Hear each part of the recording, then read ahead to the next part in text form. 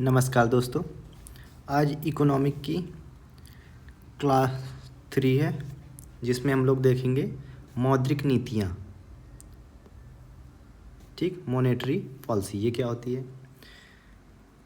मौद्रिक नीतियाँ जो होती हैं किसी भी देश की, कोई देश है उसकी जो केंद्रीय बैंक होती है, जैसे अपने देश की केंद्रीय बैंक क्या है?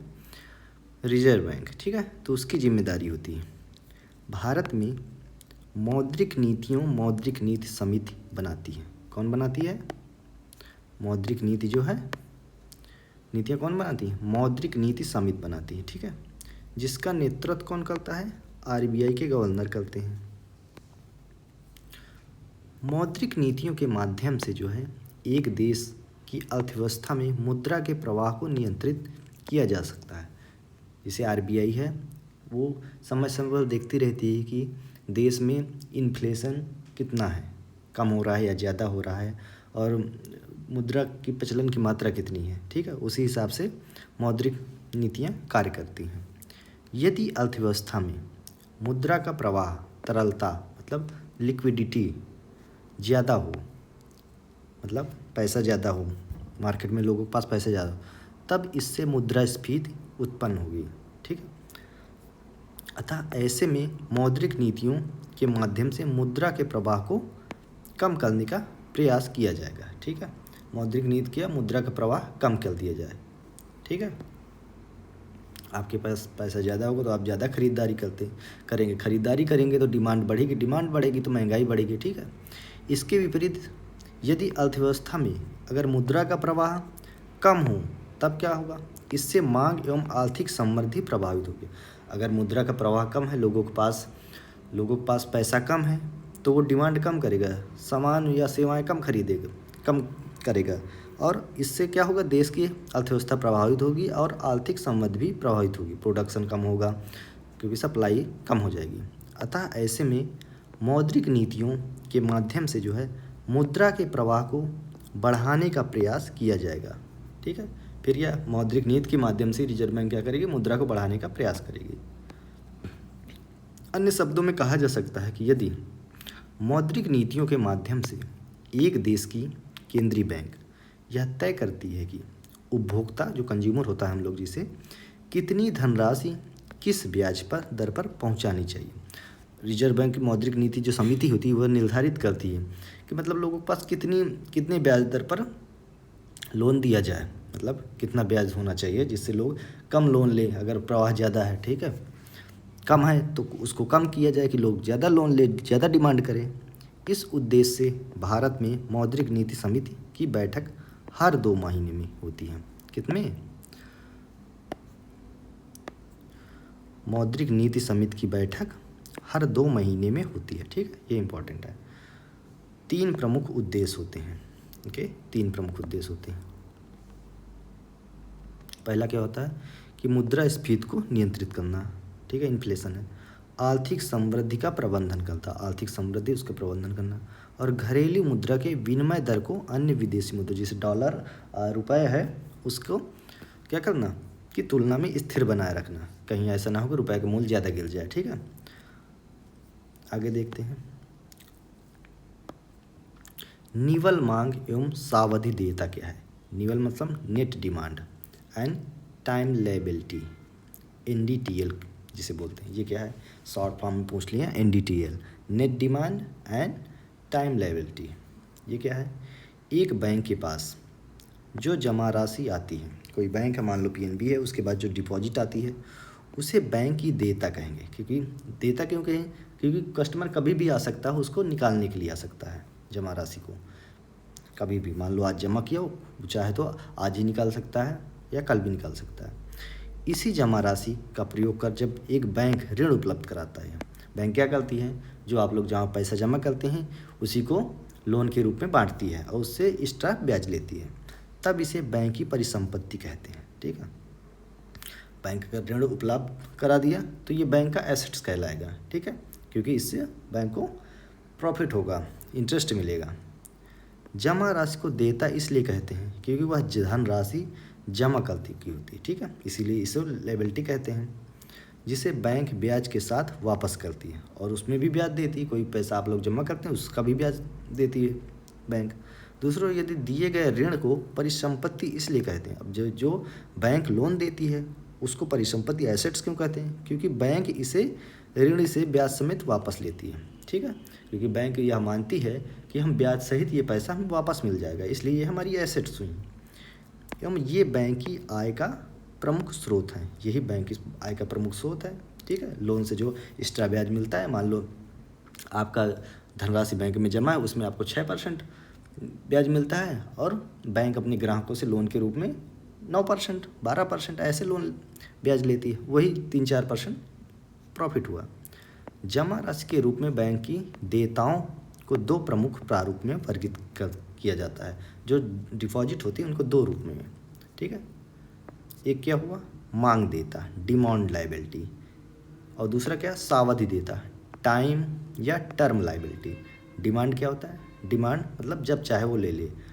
टाइम या टर्म लायबिलिटी एक उसका टाइम ड्यूरेशन होता है, कितने समय बाद। मांग देता बैंकों की वैसी जमा राशि है जिन्हें क्या करता है, जमा करता बैंक से कभी भी निकाल सकता है, कभी भी आपसे मांग कर सकता, आप मना नहीं कर सकते। इनकी परिपक्वता जो मेच्योरिटी होती है कोई निश्चित नहीं, अवधि नहीं होती, मतलब इनका टाइम निश्चित नहीं होता कितने समय बाद देना है। उदाहरण जैसे एग्जाम्पल क्या है, चालू खाता करेंट अकाउंट एवं बचत खाता सेविंग अकाउंट, जिसे बोलते हैं CASA, current and saving account deposit. बचत खाता बचत के उद्देश्य से होता है। ठीक है, एवं इसमें जमाकर्ता को ब्याज की प्राप्ति होती है, इसलिए इससे भिन्न क्या है, चालू खाता कारोबार के उद्देश्य से होता है। चालू खाता क्या होता है, बिजनेसमैन के लिए होता है, इसमें ब्याज की प्राप्ति नहीं होती, इसमें ब्याज नहीं मिलता चालू करेंट अकाउंट में। सावधि देता बैंक की वैसी जमा राशि हैं जिनमें क्या होता है, परिपक्वता की एक निश्चित अवधि होती है। जो सावधि में होते हैं, टर्म डिपॉजिट या फिक्स में एक टाइम होता है, एवं परिपक्व होने के उपरांत ही जमाकर्ता अपनी जमा राशि निकालता है। एवं जब टाइम पूरा हो जाएगा तभी ग्राहक पैसा निकालेगा। बैंक को यह विश्वास हो जाता है कि इतने समय तक ये पैसा बैंक में रखा रहेगा और बैंक चाहे तो उसको अपने इस्तेमाल के लिए इस्तेमाल कर सकती, लोन दे सकती है। ठीक है, सावधि देयता को दो प्रमुख प्रारूप में वर्गीकृत किया जा सकता। इसमें होता है मियादी जमा राशि, जिसे बोलते हैं फिक्स्ड डिपॉजिट्स, एफडी कराते हो आप लोग। एक होता है रिकरिंग डिपॉजिट। फिक्स में क्या होता है, इसमें एक निश्चित ड्यूरेशन में इकट्ठा पैसा जमा हो जाता है, और रिकरिंग में आवर्ती जमा राशि में क्या होता है, हर मंथली पेमेंट जमा करना होता है। ठीक है, मियादी जमा फिक्स्ड डिपॉजिट वैसे खाते को कहते हैं जिनमें एक निश्चित अवधि, टाइम निश्चित होता है, के लिए एकमुश्त धनराशि एक ही बार में जमा की जाए। मान लो 1 लाख 2 साल के लिए आपने जमा कर दी। इससे भिन्न आवर्ती जमा राशि क्या होते हैं, वैसे खाते होते हैं जिनमें एक निश्चित अवधि तक प्रति माह, मान लो 2-5 साल तक हम पर मंथ 1000 जमा करेंगे। ये हो गया आवर्ती, रिकरिंग, निश्चित धनराशि निरंतर जमा की जाती है। ठीक है, इतना समझ में आया। जब बैंक की मांग देता एवं सावधि देता को जोड़ दिया जाता है, ठीक है, फिक्स्ड डिपॉजिट और रिकरिंग दोनों, तब इसे बैंक की निवल मांग एवं सावधि देयता कहते हैं। साधारण शब्दों में NDTL, net demand and term liability, bank की कुल जमा राशि, इन दोनों को मिलाकर कहते हैं। ठीक है, मांग देता और सावधि देता दोनों को। ठीक है,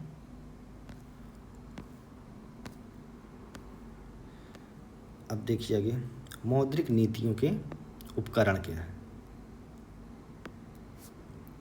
मौद्रिक नीतियों के उपकरण क्या है। मौद्रिक नीतियों के माध्यम से एक देश की केंद्रीय बैंक अर्थव्यवस्था में अतिरिक्त धनराशि प्रवाहित करती है, एक्स्ट्रा धनराशि प्रवाहित करती है, अथवा अर्थव्यवस्था से अतिरिक्त धनराशि सोख लेती है। अगर अर्थव्यवस्था में धनराशि अधिक है तो क्या मुद्रा प्रचलन में अधिक है तो ले लेगी, RBI वापस ले लेगी, कम है तो बढ़ा देगी।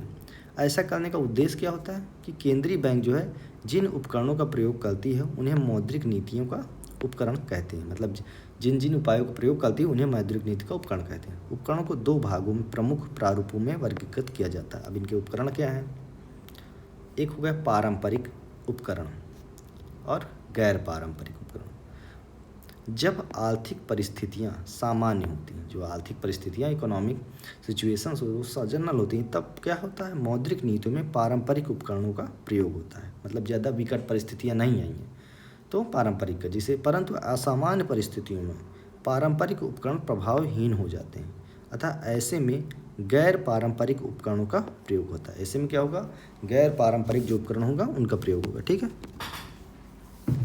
अब देखिए पारंपरिक उपकरणों को पुनः दो प्रारूपों में वर्गीकृत किया जा सकता है।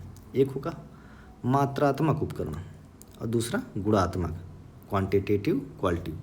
दोनों ही उपकरणों का प्रयोग आरबीआई साथ साथ करती है, दोनों को साथ, मात्रात्मक और गुणात्मक दोनों, परंतु मात्रात्मक उपकरणों का सर्वाधिक प्रयोग होता है। जो मात्रात्मक होता है उसका सर्वाधिक होता है। भारत में मौद्रिक नीतियों में प्रयोग होने वाले मात्रात्मक उपकरण निम्नलिखित हैं। मात्रात्मक देखिए क्या क्या है, जिसे नगद आरक्षित अनुपात, ठीक है, कैश रिजर्व रेशियो, CRR, ठीक है,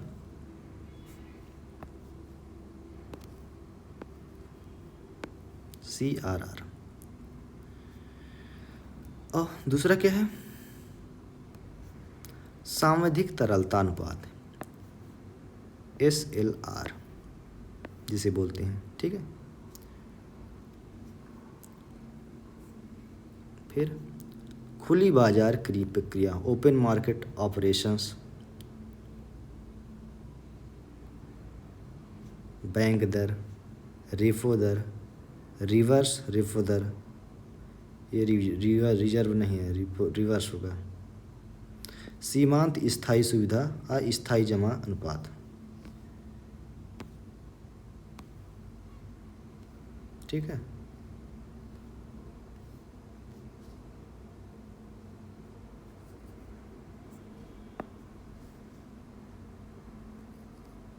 रिवर्स।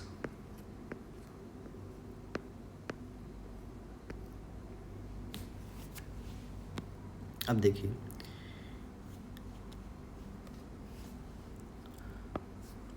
इंक्रीमेंटल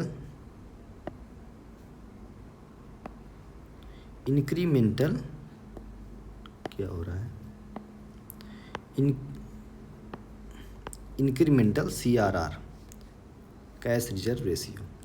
यह संभव है कि किसी भी कारण से, कोई कारण होगा, बैंकिंग व्यवस्था में अकस्मात अचानक अतिरिक्त जमा राशि आ जाए, मतलब पैसा बहुत जमा हो जाए। यदि बैंक इस अतिरिक्त जमा राशि को ऋण के रूप में उपलब्ध कराने लगे, तब बैंकिंग व्यवस्था में जोखिम बढ़ेगी।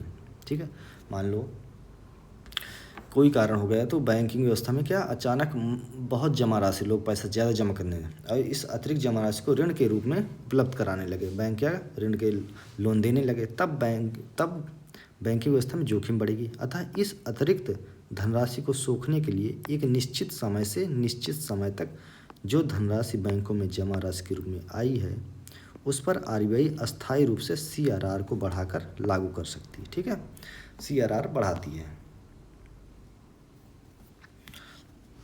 अगर एक्स्ट्रा पैसा जमा हो गया बैंकों में और बैंक लोन देने लगी तो CRR को रिजर्व बैंक बढ़ा देती है। बढ़े हुए दर पर लागू इस CRR को इंक्रीमेंटल CRR कहते हैं। मान लो 2016 में विमुद्रीकरण के उपरांत क्या होगा, नोट बंद हो गया, डिमोनेटाइजेशन हो गया, बैंकों में आई अतिरिक्त जमा राशि, बैंक में पैसा जमा होने लगा। इसको सोखने के लिए क्या हुआ, उद्देश्य आरबीआई ने एक निश्चित समय से निश्चित समय तक आई जमा राशि पर अस्थायी रूप से 100% का इंक्रीमेंटल CRR लागू कर दिया। कब से कब तक 100% इंक्रीमेंटल CRR लागू होगा। ठीक है,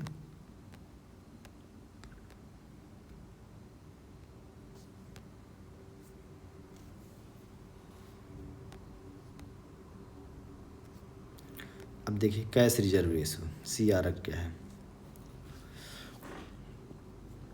CRR यह बैंक की कुल जमा राशि NDTL, ठीक है, अभी बताएं, net demand and term liability का वह हिस्सा जिससे बैंक अनिवार्य रूप से नकद में आरबीआई के पास रखती है। मान लो 100 रुपये जमा हुआ तो उसमें कुछ पैसा आरबीआई के पास बैंक रखती है। वर्तमान में यह बैंकों की कुल जमा राशि का 4.50%, 4.5%, ये बढ़ता घटता रहता है। सीआरआर के रूप में रखी गई धनराशि पर आरबीआई क्या करता है, बैंकों को कोई ब्याज अदा नहीं करती। लेकिन जो आरबीआई के पास बैंक पैसा रखती है उसमें आरबीआई ब्याज नहीं देती। इस पैसे का प्रयोग ना तो बैंक करती है और ना ही आरबीआई कर सकती, दोनों नहीं करते, वो रखी रहती है। यह धनराशि सीआरआर के रूप में अर्थव्यवस्था के बाहर चली जाती है या अर्थव्यवस्था में नहीं रहती, सीआरआर के रूप में रिजर्व रहती, कोई समस्या आ जाए। प्रारंभ में सीआरआर पर परिसीमन लागू होता था, पहले परिसीमन लागू होता था। आरबीआई सीआरआर को 3% से नीचे एवं 15% से ऊपर नहीं ले जा सकती थी। पहले क्या था कि सीआरआर को 3% से कम और 15 से ऊपर नहीं ले जाए, परंतु आरबीआई संशोधन अधिनियम 2006 के माध्यम से ये परिसीमन हटा दिया गया, लिमिट हटा दिया गया। ठीक है, पहले 3 से 15 के बीच में था।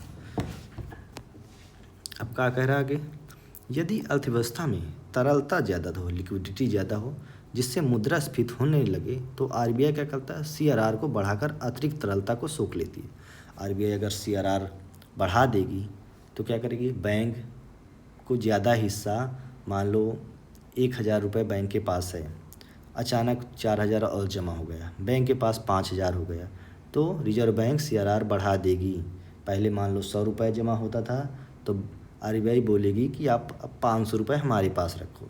जब 500 रुपये आरबीआई के पास चला जाएगा तो बैंक कम लोन दे पाएगी, जिससे डिमांड में कमी आती है। यदि अर्थव्यवस्था में मांग कम हो, अगर इकोनॉमिक में डिमांड कम है, तो सीआरआर को कम कर देगी। 500 रखती थी तो आरबीआई 100 रखने लगेगी, फिर 400 वापस बैंक के पास चला जाएगा। तब क्या करेगी, आरबीआई बैंकिंग व्यवस्था में अतिरिक्त धनराशि प्रवाहित करती है। सीआरआर की गणना हर 14 दिन पर होती है। ठीक है, अगर सीआरआर की गणना करना है तो हर 14 दिन पर होती है। अगला टर्म क्या है, स्टैट्यूटरी लिक्विडिटी रेशियो, सांविधिक तरलता अनुपात क्या है। यह एक बैंक की कुल जमा राशि का वह हिस्सा है, एक बैंक का कुल जमा राशि, टोटल जमा राशि है मान लो 10,000, उसका वह हिस्सा है जिसे बैंक अनिवार्य रूप से अपने पास रखती है। अब देखो, एसएलआर को बैंक अपने पास रखती है, सीआरआर को आरबीआई के पास। इसका प्रयोग बैंक क्या करती है, उपभोक्ता को ऋण देने के उद्देश्य से नहीं कर सकती। ये जो रखा एसएलआर रखा रहेगा बैंक के पास, ये ऋण नहीं देगी। वर्तमान में यह बैंक की कुल जमा राशि का 18% है। ठीक है, यह कितना है, 18% है। ठीक है, और सीआरआर 3 से पहले 15 था, अब घट बढ़ रहा है, अब इस वर्तमान में 4.5% है। ठीक है, सीआरआर ये कितना है, 18%। प्रारंभ में एसएलआर की दर पर परिसीमन लाभ, एसएलआर में भी परिसीमन थे। आरबीआई एसएलआर को 40% से ऊपर तथा 25% से नीचे नहीं ला सकती थी। पहले 40 से 25 से 40 के बीच में था, परंतु आरबीआई संशोधन अधिनियम 2006 के माध्यम से निचला परिसीमन हटाया गया, ऊपरी परिसीमन आज ही मतलब 25% वाला हटा लिया गया, 40% वाला अभी भी लागू कि 40 से ऊपर नहीं ले जा सकती। एक बैंक जो है एसएलआर को सोना, नगद एवं सरकारी प्रतिभूतियों के रूप में रख सकती है। अब कोई बैंक है, पीएनबी हो गई, वो एसएलआर को कैसे रखेगी, कुछ सोना रख लिया, कुछ कैश रख लिया, कुछ गवर्नमेंट के सिक्योरिटीज रख लिया।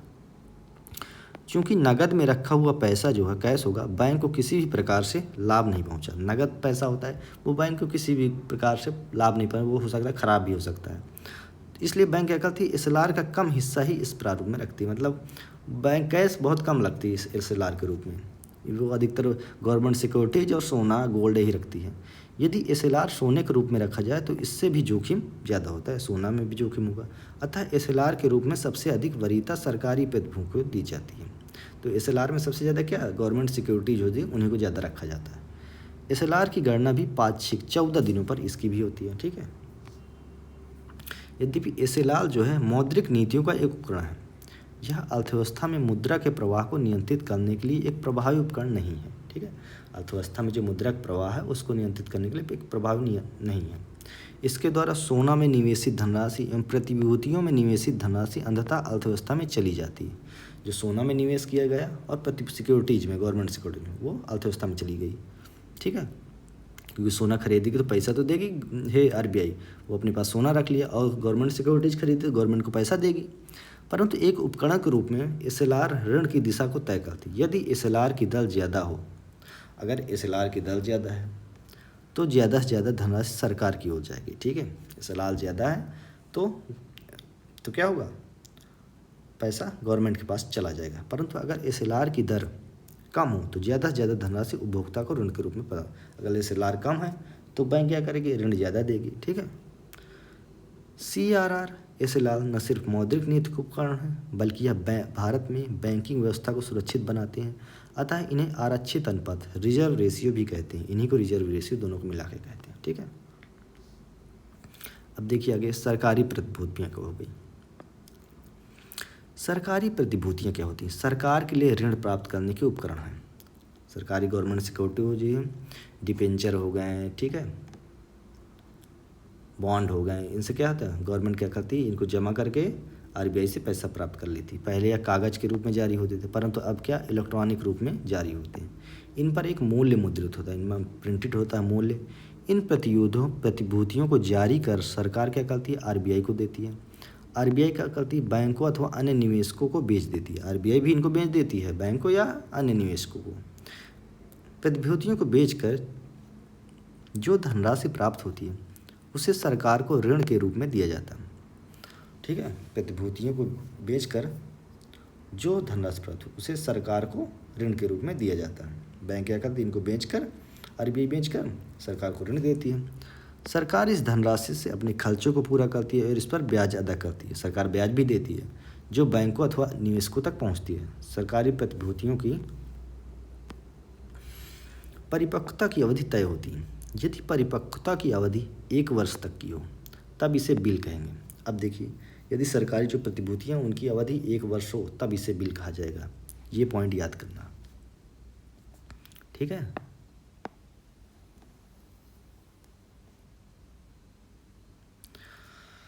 यदि वह 1 वर्ष से अधिक हो तो इसे बॉन्ड कहा जाएगा। ठीक है। 1 वर्ष से अधिक है तो बॉन्ड कहा जाएगा। आगे देखिए, ओपन मार्केट आप खुली बाजार की प्रक्रिया।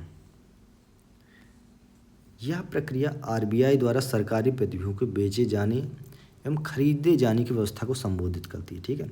गवर्नमेंट आरबीआई क्या करती है, सरकारी प्रतिभूतियों को बेचे जाने एवं खरीदे जाने की, आरबीआई द्वारा सरकारी प्रतिभूतियों को बेचे जाने एवं खरीदे जाने की व्यवस्था को संबोधित करती है। इसके अंदर क्या होता है, बिल तथा बॉन्ड। बिल 1 वर्ष, बॉन्ड 1 वर्ष से ज़्यादा, दोनों ही रूपों में आरबीआई सरकारी प्रतिभूतियों बैंकों को बेचती है। यदि आरबीआई विस्तारवादी आर्थिक नीति को अपनाती है। ठीक है। अब देखिए, यदि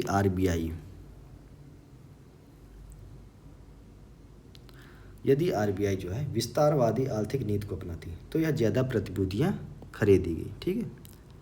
विस्तारवादी नीति अपनाएगी तो क्या करेगी, प्रतिभूति ज़्यादा खरीदेगी और गवर्नमेंट को पैसा ज़्यादा जाएगा।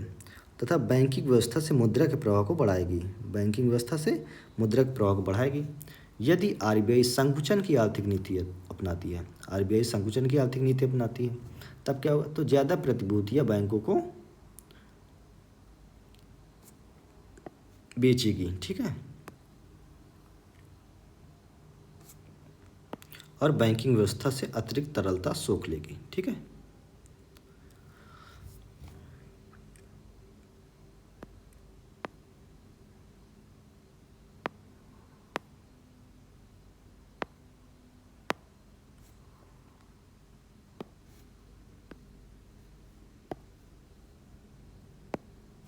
देखो, आरबीआई है, अगर विस्तारवादी आर्थिक नीति को अपनाती है तो यह ज़्यादा प्रतिभूतियाँ खरीदा, गवर्नमेंट से खरीदा और बैंकिंग व्यवस्था से मुद्रा को प्रवाह को बढ़ाएगी।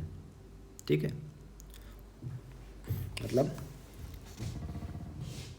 ये बैंकों से खरीद लेगी। ठीक है। बैंकों से प्रतिभूतियाँ खरीद कर बैंकों को पैसा दे देगी तो मुद्रा का पिछला प्रवाह बढ़ जाएगा, बैंक लोन ज़्यादा देने लगे। और यदि आरबीआई संकुचन की आर्थिक नीति अपना दी तो ज़्यादा प्रतिभूतियाँ बैंकों को बेचेगी और बैंकिंग व्यवस्था से बैंकों के पास जो पैसा है वो अपने पास मंगा लेगी और प्रतिभूतियाँ बैंकों को दे देगी। बैंक के पास पैसा कम बचेगा, बैंक लोन कम देंगे। ठीक है। खुली बाजार की प्रक्रिया के माध्यम से आरबीआई जो है सरकार के व्यय के उद्देश्य से बैंकिंग व्यवस्था से ऋण प्राप्त करती है। परंतु एक बैंक के लिए प्रतिभूतियों को खरीदना आवश्यक नहीं होता, लेकिन बैंक के लिए प्रतिभूतियों को खरीदना आवश्यक नहीं होता। ठीक है। मात्र वही बैंक जिनके पास अधिशेष धनराशि हो, जिनके पास पैसा ज़्यादा हो, एवं जो प्रतिभूतियों को खरीदने की इच्छा रखते हो इस प्रक्रिया में हिस्सा लेते हैं। वर्तमान में यह प्रतिभूतियां इलेक्ट्रॉनिक प्रारूप में आरबीआई के एक इलेक्ट्रॉनिक प्लेटफॉर्म जिसे ई कुबेर पर बेचे एवं खरीदे जाते हैं। ठीक है, ये पॉइंट आप याद रखिए। ई कुबेर वर्तमान में आरबीआई के एक इलेक्ट्रॉनिक प्लेटफॉर्म ई कुबेर पर खरीदे बेची जाती हैं प्रतिभूतियाँ। ठीक है, अगला पॉइंट क्या है? Market stabilization scheme. यदि उपकरण भारत में 2004 में लाया गया, ये मार्केट स्टेबलाइजेशन स्कीम ये कब आई? 2004 में आया भारत में यह। परंतु क्या हुआ, 2016 में विमुद्रीकरण के उपरांत 2016 में विमुद्रीकरण हो गया, सुर्खियों में रहा। मार्केट स्टेबलाइजेशन स्कीम के तहत क्या होता है? आरबीआई भारत सरकार से मार्केट स्टेबलाइजेशन प्रतिभूतियां प्राप्त करती है, भारत सरकार से प्राप्त करती है। इसी बेचकर क्या करती है? आरबीआई बैंकों से अधिशेष धनराशि सोख लेती है, इससे भी बैंक से अधिशेष धनराशि सोख लेती है, परंतु इस धनराशि को वह भारत सरकार को ऋण के रूप में नहीं देती। लेकिन इसको जो मार्केट स्टेबलाइजेशन है इसको भारत सरकार को नहीं देती, लेकिन उसके प्रतिभूतियां वाला दे देता था। बैंकों से प्राप्त धनराशि आरबीआई अपने संसाधनों से ब्याज अदा करती है। जो बैंकों से प्राप्त धनराशि पर आरबीआई क्या करता है? आरबीआई अपने संसाधनों से ब्याज अदा करती है। ठीक है, विमुद्रीकरण के उपरांत बैंकों के पास आए 15,31,000 करोड़ रुपए की जमा राशि को 15,31,000 करोड़ की रुपए की जमा राशि को सूखने के उद्देश्य से आरबीआई ने इसी उपकरण का प्रयोग किया था, मार्केट स्टेबलाइजेशन, जिसके कारण वह धनराशि बैंकिंग व्यवस्था से सोख ली गई एवं बैंकों को ब्याज की प्राप्ति भी होती रही। यदि सीआरआर का प्रयोग कर इस धनराशि को आरबीआई सोखती एवं बैंकों को किसी भी प्रकार का ब्याज अदा नहीं करती तो ऐसे में बैंकों को व्यापक हानि हो जाती। अगर बैंकों को कोई पैसा नहीं देती तो क्या होगा? बैंकों को हानि हो जाती, क्योंकि सारी मुद्रा तो जमा हो गई थी। ठीक है, नई करेंसी इश्यू हो रही थी, उसी के रूप में बैंकों को वापस मिल गया। अगला क्या है पॉइंट? Operation twist. ये क्या है?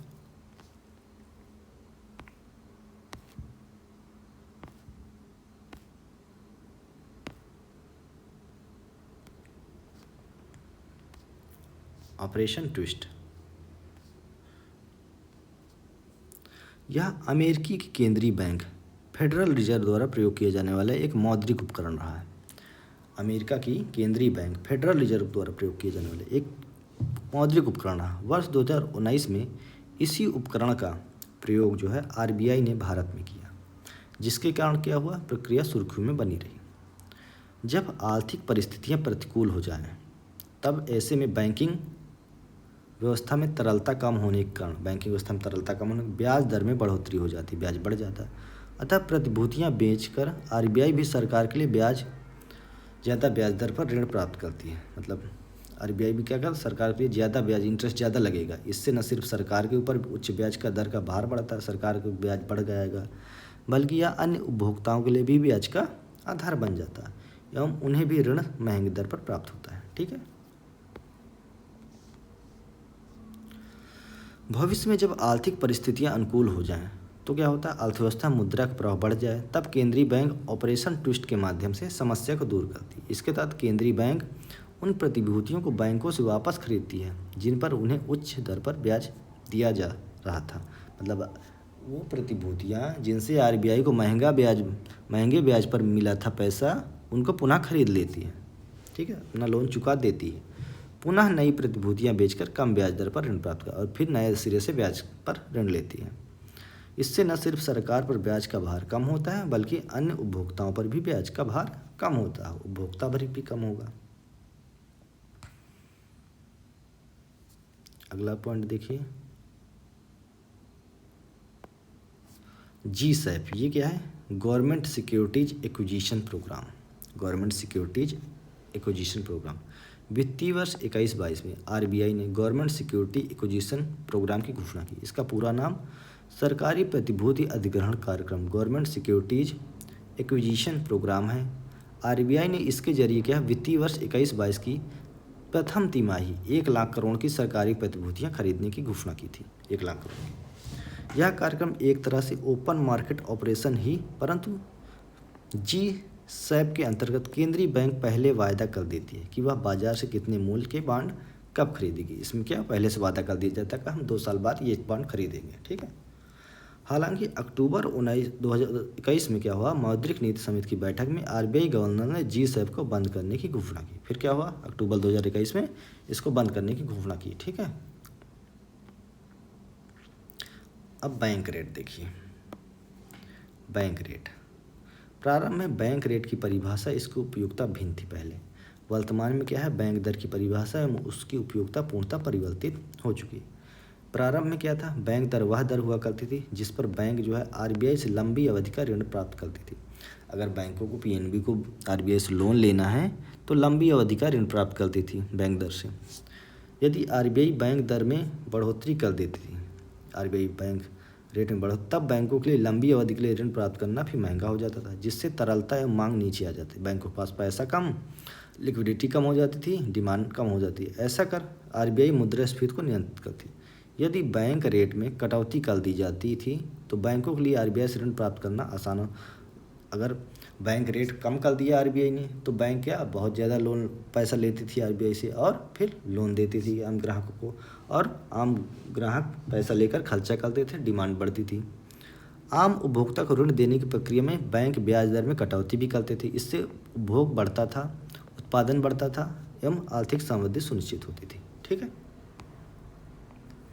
फिर क्या हुआ, 1999 में प्रयोगात्मक तौर पर एवं वर्ष 2000 में स्थायी तौर पर, 1999 में प्रयोगात्मक तौर पर और वर्ष 2000 में स्थायी तौर पर LAF लिक्विडिटी एडजस्टमेंट फैसिलिटी, ये क्या होता है, लिक्विडिटी एडजस्टमेंट फैसिलिटी, तरलता समायोजन सुविधा की व्यवस्था लाई गई। इसके अंतर्गत रेपो दर तथा रिवर्स रेपो दर का प्रयोग प्रारंभ हुआ। इसके अंतर्गत क्या हुआ, रेपो दर एवं रिवर्स रेपो दर का प्रयोग प्रारंभ हुआ। इसके लागू होने से क्या हुआ, बैंक दर का महत्व घट गया, ठीक है।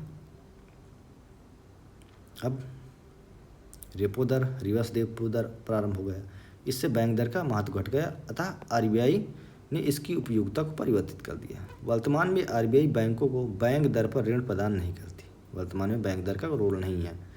बैंक दर वह आधार है जिस पर बैंकों पर लागू होने वाले जुर्माने तय होते हैं। अब बैंक दर क्या होगा, बैंकों पर जुर्माने तय होते हैं। जैसे CRR SLR को दिए गए दर पर रखने में अगर बैंक चूक जाता है तो जुर्माना, वर्तमान में बैंक दर 6.75%, ये घटता बढ़ता है, लेटेस्ट देख लेना। रेपो रेट क्या हो गया, बैंक रेट हो गया, अब रेपो रेट। रेपो दर वह ब्याज दर है जिस पर बैंक जो है आरबीआई से कम अवधि का ऋण प्राप्त करती है, ठीक है। रेपो रेट जिसे बोलते हैं, बैंक दर का काम अलग हो गया, अब जो बैंक दर का काम होता था वो रेपो रेट करने लगा। सामान्यतः यहाँ ऋण की परिपक्वता की अवधि 90 दिन तक होती है। कितने दिन की, 90 दिन के लिए।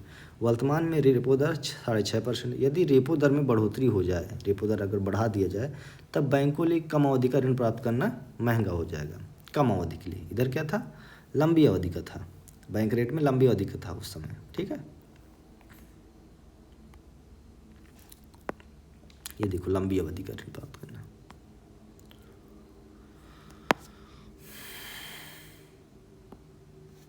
ऐसे में बैंक भी ऋण की दर बढ़ा देंगे। बैंक को अगर महंगा मिलेगा तो बैंक भी लोन 7% से 8% कर देंगे, और बैंक महंगा कर देंगे तो लोग लोन भी कम लेंगे, उपभोग नीचे आएगा और लोग पैसा कम खर्चा करेंगे, मुद्रास्फीति में कमी उत्पन्न होगी।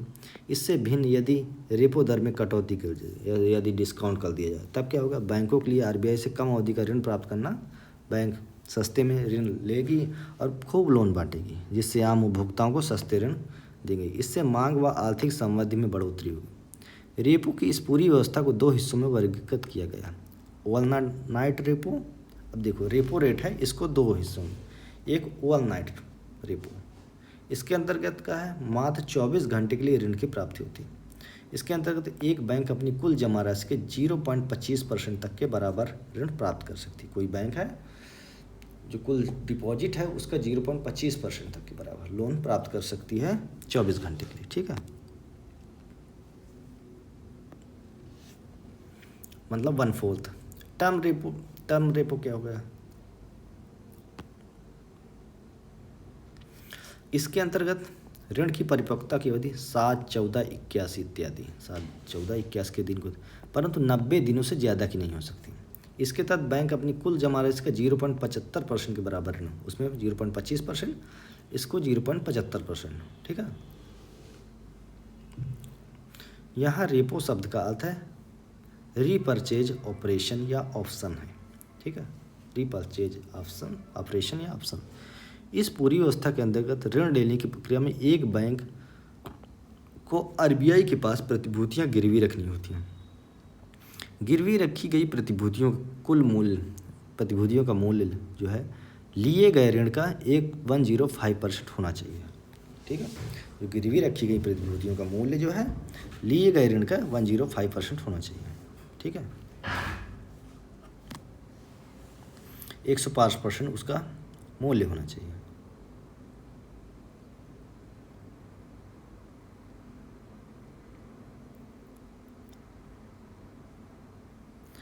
प्रतिभूतियां रखते समय मान लो पीएनबी ने आरबीआई के पास कोई प्रतिभूतियां रखा, तो उसका मूल्य जितना 100 रुपये का लोन लिया तो उसका रेट 105 होना चाहिए मूल्य।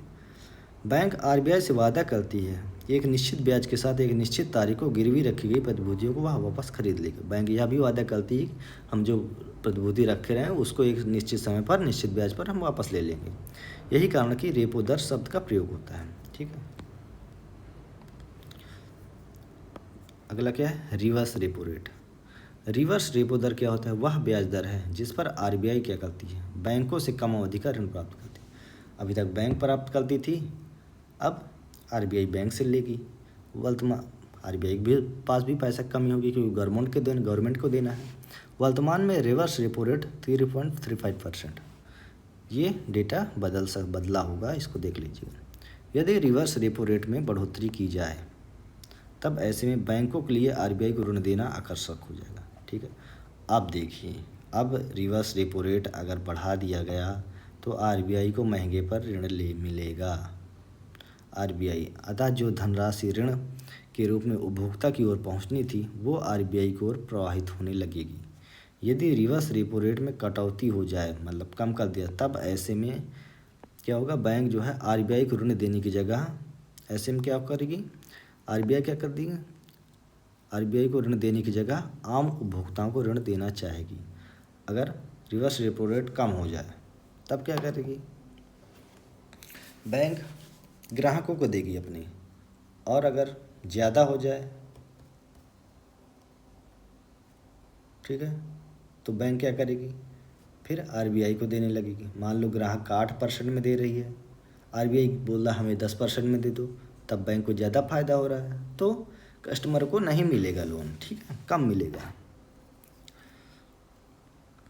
अपने एलएफएफ लिक्विडिटी के अंतर्गत व्यवस्था के अंतर्गत आरबीआई प्रतिदिन उन बैंकों से ऋण लेती थी जिनके पास अधिशेष हो और उन्हें आरआर पर करती थी, ठीक है, पर ब्याज अदा करती थी।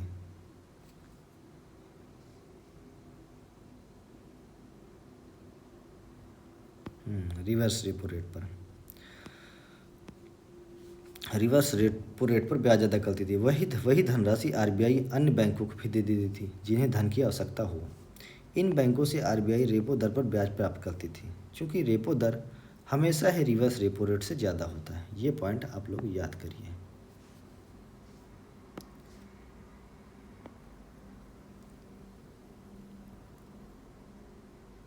ठीक है, जो रेपो दर होगा हमेशा रिवर्स रेपो रेट से ज़्यादा ही होगा, ठीक है।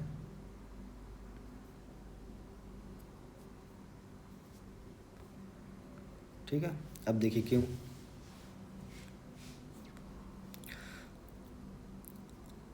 रेपो 10% है मान लो, ठीक है, और रिवर्स रेपो रेट 5% है, ठीक है। रेपो रेट क्या होता है, आरबीआई से बैंक लोन लेते हैं, ठीक है। रेपो रेट में क्या होता है, आरबीआई से बैंक लोन लेते हैं, ठीक है, तो महंगा मिलता है। और रिवर्स रेपो रेट में क्या होता है,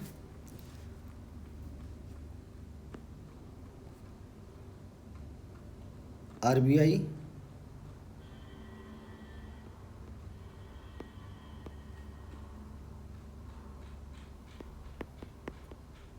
बैंक से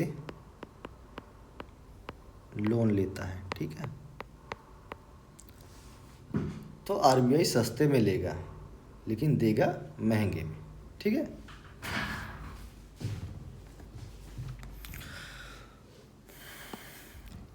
आरबीआई इस पूरी प्रक्रिया में लाभ कमा लेते हैं, इसीलिए आरबीआई को लाभ हो गया। ठीक है, क्योंकि आरबीआई सस्ते में लेता है, महंगे में देता है। इस लाभ का एक हिस्सा क्या करता है, भारत सरकार को लाभांश के रूप में जाता है। यही लाभांश डिविडेंड जो है भारत सरकार को दिया जाता है, एवं एक हिस्सा आरबीआई के आपात कोष में रिजर्व में चला जाता है। इसी वजह से मार्केट स्टेबलाइजेशन स्कीम के तहत बैंकों को ब्याज देती है। इसी का प्रयोग आरबीआई प्रतिकूल आर्थिक परिस्थितियों में बैंकों के पुनर्गठन के लिए करती है। ठीक है, अप्रैल 2022 में क्या हुआ, मौद्रिक नीति की समिति की बैठक में रिवर्स रेपो रेट की भूमिका को खत्म कर दी गई है। अप्रैल 2022 में जो मौद्रिक नीति समिति की बैठक हुई, उसमें रिवर्स रेपो रेट की भूमिका को खत्म कर दी गई है। अगला पॉइंट क्या है, मार्जिनल स्टैंडिंग फैसिलिटी, सीमांत स्थायी सुविधा, MSF, मार्जिनल स्टैंडिंग फैसिलिटी। इस सुविधा को आरबीआई ने कब, 9 मई 2011 से प्रारंभ किया था। आरबीआई ने 9 मई 2011 से प्रारंभ किया। प्रारंभ में यह सुविधा मात्र वाणिज्यिक बैंकों को ही प्राप्त थी, परंतु वर्तमान में यह सुविधा सहकारी बैंकों, क्षेत्रीय ग्रामीण बैंकों को भी उपलब्ध है। मार्जिनल स्टैंडिंग फैसिलिटी की दर जो है 6.75% है। इस सुविधा के अंतर्गत क्या करते हैं, एक बैंक जो है आरबीआई से 24 घंटों के लिए ऋण प्राप्त कर सकती है। आरबीआई से कितना, 24 आवर के लिए ऋण प्राप्त कर सकती है। इसके अंतर्गत एक बैंक अधिकतम अपनी कुल जमा राशि का 2% तक के बराबर की धनराशि ऋण के रूप में प्राप्त कर, जो जमा है उसका 2% के ऋण ले सकती है। ठीक है, इस सुविधा के अंतर्गत ऋण प्राप्त करने के लिए बैंकों को आरबीआई के पास प्रतिभूतियां गिरवी रखनी पड़ती हैं। आरबीआई के पास प्रतिभूति रखना पड़ेगा। गिरवी रखी गई प्रतिभूतियों का मूल्य जो है लिए गए ऋण से 5% अधिक होनी चाहिए। फिर भी 100, इसमें भी 100%, मान लो 100 रुपये लिया तो 105% मूल्य होना चाहिए। इस प्रक्रिया में बैंक उन प्रतिभूतियों को भी गिरवी रख सकती है जो उनके एसएलआर का हिस्सा है। ठीक है, स्टैट्यूटरी लिक्विडिटी रेशियो। पॉइंट क्या है, आरबीआई ने 2020 में अस्थायी रूप से MSF, मार्जिनल स्टैंडिंग फैसिलिटी के तहत ऋण प्राप्त की सीमा को बढ़ाकर NDTL का 3% कर दिया था। दिसंबर 2021 में आरबीआई ने पुनः इसे घटाकर NDTL का 2%। फिर लेटेस्ट डेटा ये देख लीजिएगा।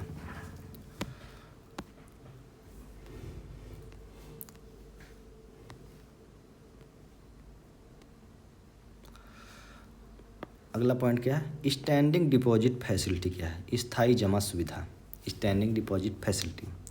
यह एक उपकरण के रूप में संयुक्त राज्य अमेरिका और यूरोप में लोकप्रिय रहा। संयुक्त राज्य अमेरिका में और यूरोप में जो उलजित पटेल समिति ने यह सुझाव दिया था कि एक उपकरण के रूप में स्टैंडिंग डिपॉजिट फैसिलिटी को भारत में भी लागू किया जाए। ये जो उलजित पटेल समिति गठित थी, उसने सुझाव दिया था कि भारत में भी लागू किया जाए।